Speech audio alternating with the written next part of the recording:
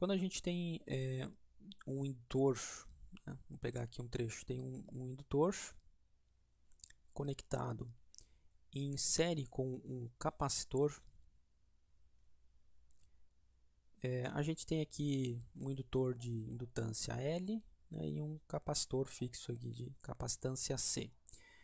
As reatâncias desses elementos são dados lá por XL para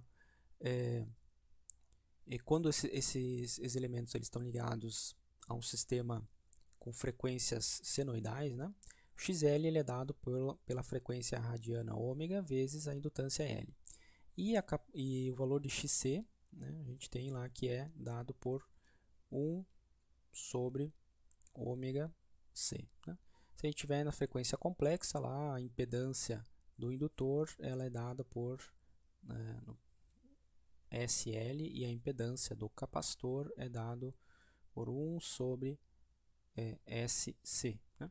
Agora trazendo para o regime senoidal, então a gente pode escrever a impedância do indutor, né? A gente chama lá a impedância do indutor de, escrevendo na forma retangular, 1JXL, positivo.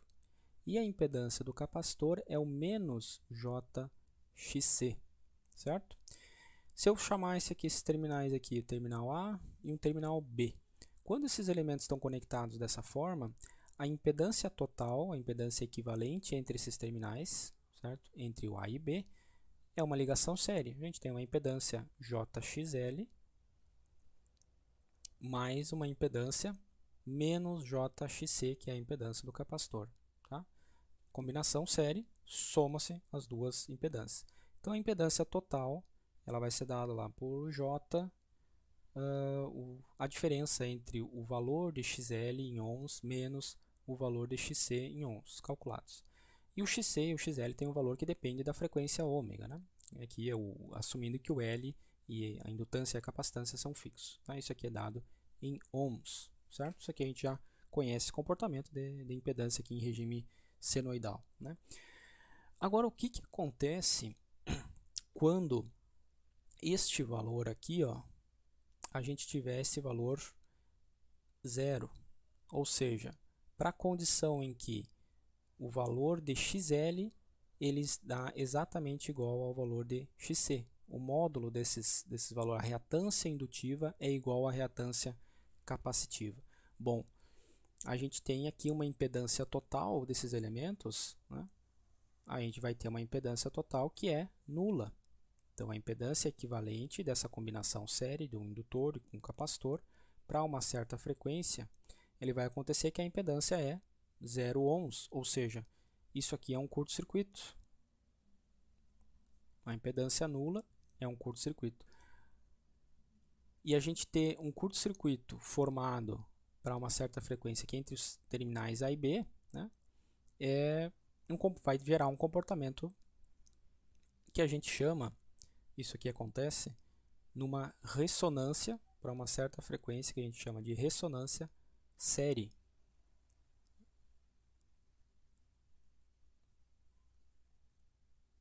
A ressonância série. Okay? Para que frequência que isso aqui acontece?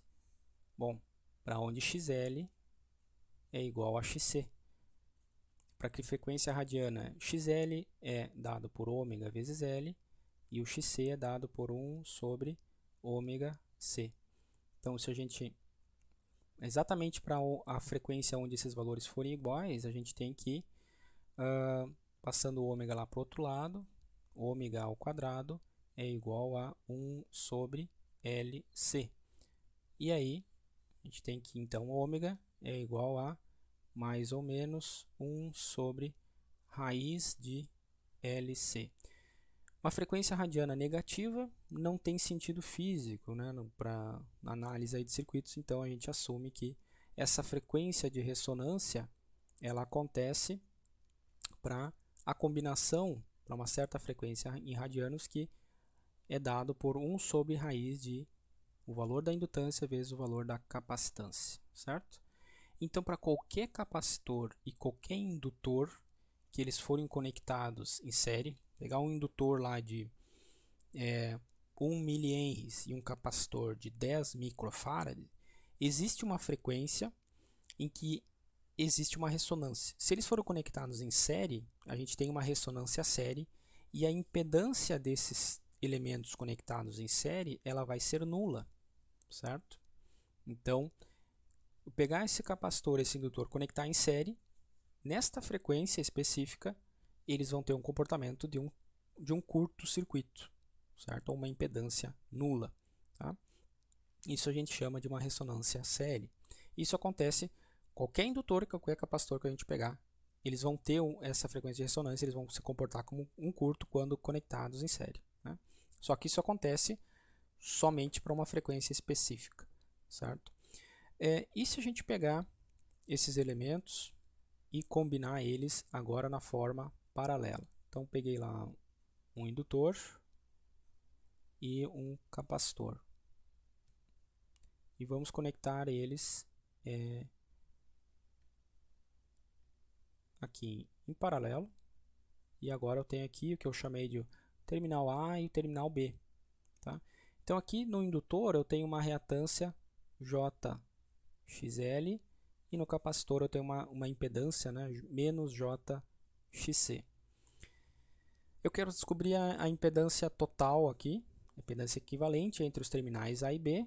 Então, pela regra aí de impedâncias em paralelo, né, a gente tem uma relação aí para duas impedâncias paralelas, o produto das duas impedâncias, Z1 por Z2, dividido pela soma das impedâncias, Z1 mais Z2. Né? É uma forma de se fazer aqui a impedância paralela de dois elementos. A impedância, vou chamar aqui, vamos dizer que o indutor é o meu Z1, então eu tenho aqui JXL vezes menos JXC. Isso aqui dividido por JXL, que é a minha impedância 1, mais JXC. Tá? Aí no numerador aqui a gente tem J ao quadrado, né? Isso aqui é menos 1. J ao quadrado é menos 1, então vai cancelar esse menos 1 e a gente vai chegar na expressão aqui em cima, que é simplesmente o produto dos valores XL por XC, né? O numerador, só que no denominador, de novo, a gente tem a diferença. Aqui, na verdade, é mais, só que o valor do XC é negativo, né? É menos JXC. Então, aqui a gente vai ter JXL menos XC no denominador. Tá? E, novamente, pode acontecer de que essa combinação aqui ela seja igual a zero. Para onde que isso acontece? Aonde a gente tiver uma reatância indutiva igual a reatância capacitiva desse circuito. Ou seja, existe uma frequência que a relação aqui vai ser a mesma. Né? A gente vai fazer XL igual a XC para a frequência de ressonância. Qual que é o valor dessa frequência de ressonância?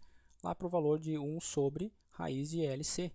Então, aqui também existe uma frequência de ressonância na conexão paralela, que é para o valor específico de frequência, que depende da combinação do indutor e do capacitor, da indutância e da capacitância, né, que é dado lá por 1 sobre raiz de LC, a gente vai ter a frequência de ressonância, e a ressonância aqui ela vai ser uma ressonância paralela, certo? Então aqui a gente tem uma ressonância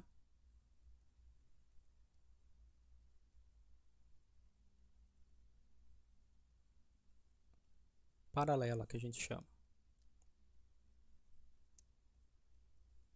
Só que qual é o comportamento dessa ressonância paralela? Qual é que é o comportamento dessa impedância? Bom, se este valor aqui, ó, no denominador da minha impedância total, que é a combinação paralela das duas, né, para essa frequência, né, calhou de XL ser igual a XC e essa diferença é nula. Se o denominador dessa expressão tende a zero, tende a um valor, né, muito pequeno, o que acontece com a impedância? A impedância total, em paralelo, ela tende a um valor infinito. Né? Então, vai tender a um valor infinito de impedância, ou seja, isso aqui tem um comportamento de um circuito aberto. Então, a ressonância paralela ela se comporta como um circuito aberto. E ela, para qualquer indutor e para qualquer capacitor que forem conectados em paralelo, existe uma frequência, dado por esta combinação aqui, em que se eles estão conectados em paralelo, então a impedância entre esses terminais vai ser vista pelo sistema como uma impedância infinita. Isso aqui é a ressonância paralela. Na ressonância série, quando esses elementos forem conectados em série, esta impedância aqui vai ser vista como uma impedância extremamente baixa, tendendo a zero, ou seja, um curto circuito, certo?